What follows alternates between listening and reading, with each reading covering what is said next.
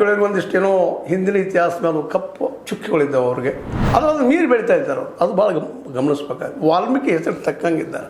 ಅದರಲ್ಲೂ 5 ಮಂದಿ ಅಂತಮ್ರಲ್ಲೇ ಬಾಲಚಂದ್ರ ಜಾರಕಿಹೊಳಿ ಅವರಂತೂ ವಾಲ್ಮೀಕಿ ರೂಪ ಪಡಿತಾ ಇದ್ದಾರೇನೋ.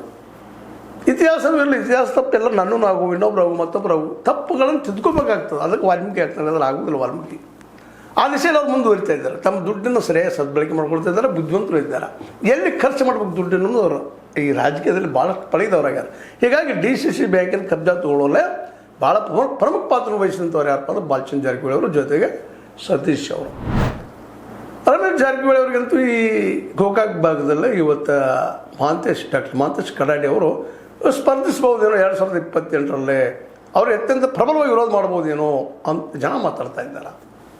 ಆದರೆ ಇದೇ ಮಾತನ್ನು ಅರವಾಯಿ ಭಾಗದಲ್ಲೇ ಅಥವಾ ಮೂಡಲಗಿ ಭಾಗದಲ್ಲೇ ಮಾತಾಡ್ತಾ ಇಲ್ಲ. ಇದಕ್ಕೆ ಕಾರಣ ಏನಪ್ಪ ಅಂತಂದ್ರೆ ಹೇಳಿದ್ದಿಲ್ಲ ನಿಮಗೆ ಈಗಾಗಲೇ ಬ್ಲ್ಯಾಕ್ ಸ್ಪಾಟ್ ಅದು ಇಲ್ಲಂತಲ್ಲ ಜಾರಕಿಹೊಳಿ ಕುಟುಂಬಕ್ಕೆ. ಅದೇ ರೀತಿಯಾಗಿ VL ಪಾಟೀಲ್ ಕುಟುಂಬಕ್ಕೂ ಬ್ಲ್ಯಾಕ್ ಸ್ಪಾಟ್ಗಳಿದ್ದಾವೆ. ಅದನ್ನು ಮೀರಿ ಅವ್ರು ಯಾಕೋ ಮುಂದೆ ಬರಲಿಲ್ಲ ಏನೋ ಅನಿಸ್ತದೆ.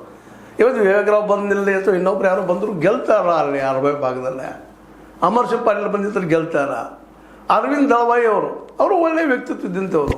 ಆದರೂ ಯಾಕೋ ಏನೋ ಅವರ ಆರ್ಥಿಕ ಸಬಲರಿದ್ದರು. ಅವರ ಸಹೋದರ ಒಬ್ಬ DC ಆಗಿ, ಒಬ್ಬ ಕಮಿಷನರ್ ಆಗಿ ರಾಷ್ಟ್ರ ಮಟ್ಟದಲ್ಲಿ ಬೆಳೆದಿದ್ರು. ಅವರು ಯಾಕೋ ಆ ಭಾಗದಲ್ಲೇ ಜನರ ನಾಯಕರಾಗಿ ಗುರುತಿಸ್ಕೊಳ್ಳೋದು ವಿಫಲರಾದರು ಅನ್ನೋದು ಕಣ್ಣಿಗೆ ಕಾಣುವ ಸತ್ಯ ಆಗಿದೆ. ಹೀಗಾಗಿ ಇವತ್ತು ಅರವಾಯಿ ಕ್ಷೇತ್ರದಲ್ಲೇ ವಿಶೇಷವಾಗಿ ಬಾಲಚಂದ್ರ ಜಾರಕಿಹೊಳಿ ಅವರು ಅನಭಿಷಿಕ್ತ ದ್ವರೆ ನಾನು ಆರಿಸಿ ಬರ್ತೀನಿ ಅಂತೇಳಿ.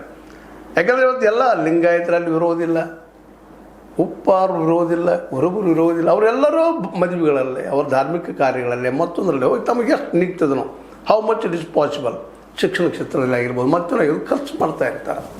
ಅದು ಇವತ್ತು ಅವ್ರನ್ನ ಬೆಳಗಾವಿ ಜಿಲ್ಲೆಯಲ್ಲಿ ಒಂದು ವಿಶಿಷ್ಟವಾದ ನಾಯಕಪ್ಪ ಇವರು ಅನ್ನುವಂಥ ಮಾತು ಕೇಳಿ ಬರ್ತದೆ. ಇನ್ನೂ ಕೆಲವು ಅವರು ವಿರೋಧಿಗಳು ಮಾತಾಡ್ತಾ ಇರ್ತಾರೆ, ಇಲ್ಲಂತಲ್ಲ, ಅವ್ರು ನಡೆದಿಲ್ಲ ಅಂತ ನಾನು ಹೇಳ್ತಾ ಇಲ್ಲ. ಇಲ್ಲ ಅನೇಕ ಭೂಮಿಗಳು ಏನೋ ಮಾಡಿದರು ಅಂತ ಇಂದ. ಅದರಲ್ಲೂ ಮುಖ್ಯವಾಗಿ ಎಲ್ಲರೂ ಆರೋಪ ಮಾಡೋದಿಲ್ಲ ಅಂದರೆ ಘಟಪ್ರಭಾ ಶುಗರ್ ಫ್ಯಾಕ್ಟ್ರಿ. ಈಗ ಬಾಲಚಂದ್ರ ಅವರು ಮೊದಲು ಮಾಡಬೇಕಾಗಿದ್ದೇನು, ಮೊದಲ ಕಪ್ಪು ಕಲೆಯನ್ನು ಕಿತ್ತು ಹಾಕಬೇಕಾಗಿತ್ತು. ಅಂದ್ರೆ ಘಟಪ್ರಭಾ ಶುಗರ್ ಫ್ಯಾಕ್ಟ್ರಿಯನ್ನು ಪುನರುಜ್ಜೀವನ ಮಾಡಬೇಕಾಗಿತ್ತು. ಅದು ಅವ್ರ ಕೆಲಸ. ಆ ಘಟಪ್ರಭಾ ಶುಗರ್ ಫ್ಯಾಕ್ಟ್ರಿ ಅಂದರೆ ಇವತ್ತು ನಾಯಕರಾದರು ಅವರು, ಜಿಲ್ಲಾ ಮಟ್ಟದಲ್ಲಿ ನಾಯಕರಾದರು ಎಲ್ಲರೂ. ಬಾಲಚಂದ್ರ ಜಾರಕಿಹೊಳಿ ಆಗಿರ್ಬೋದು, ಜಾರಕಿಹೊಳಿ ಕುಟುಂಬದವರಾಗಿರ್ಬೋದು. ಆ ಒಂದು ಏನು ಘಟಪ್ರಭಾ ಶುಗರ್ ಫ್ಯಾಕ್ಟ್ರಿ ಅದನ್ನು ಅದು ಸಹಕಾರ ಕ್ಷೇತ್ರಕ್ಕೆ ಅದನ್ನು ಮರಳಿತ್ತಂದ್ರೆ ನಿಜವಾಗಿ ಅವ್ರು ಮತ್ತು ಅವ್ರ ವ್ಯಕ್ತಿದಿಂದ ದೊಡ್ಡದಾಗ್ತದೆ, ಸಾಧನೆ ಆಗುವುದಿಲ್ಲ. ಆ ಒಂದು ಕೆಲಸ ಅವ್ರು ಮಾಡಬೇಕಾಗಿದೆ. ಆದಂತೆ ನಿರಂತರವಾಗಿ ಅವರು ಕುಟುಂಬತ್ತಿರುವಂಥ ಒಂದು ಅವ್ರ ಮೇಲೆ ಆರೋಪ ಮಾಡುವಂಥ ಒಂದು ವಿಷಯ. ಅದಕ್ಕೆ ಅವ್ರು ಮಾಡ್ಬೋದು ಅನ್ನಿಸ್ತದೆ. ಯಾಕಂದರೆ ಇವತ್ತೇನು ಅವ್ರು ಕಡಿಮೆ ಇಲ್ಲ. ಇವತ್ತು ಅವರು ಆರ್ಥಿಕವಾಗಿ ಎಲ್ಲರೂ ಸಬಲರಾಗಿದ್ದಾರೆ. ಆ ಶುಗರ್ ಫ್ಯಾಕ್ಟ್ರಿಯನ್ನು